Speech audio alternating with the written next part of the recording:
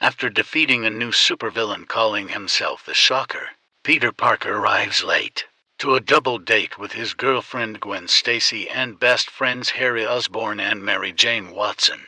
After some initial friction due to his frequent absences, Peter plans to propose to Gwen during a planned vacation at the lake. However, Peter's arch-nemesis, the Green Goblin, arrives shortly thereafter, kidnapping Gwen and taking her unconscious body to the top of the George Washington Bridge.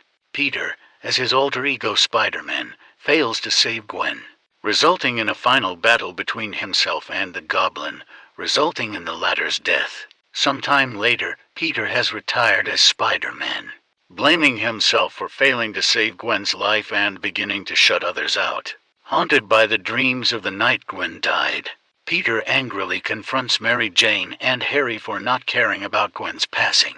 Though she is hurt, Mary Jane begrudgingly gives Peter a letter for him to give to Spider-Man, which asks if Spider-Man can pay a young child named Tim Harrison a visit before he succumbs to a terminal illness. Harry, despondent over his father's death and regretting the strained relationship the two of them had, leaves the city and goes on a bender, before returning to New York to visit his father's grave.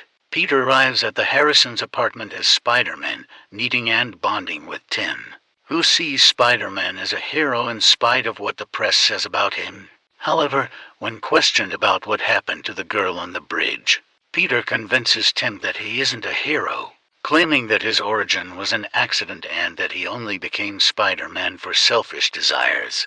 Peter abandons Tim, but Tim's mother convinces Peter to make amends with the boy, wanting to give him hope in his dying days.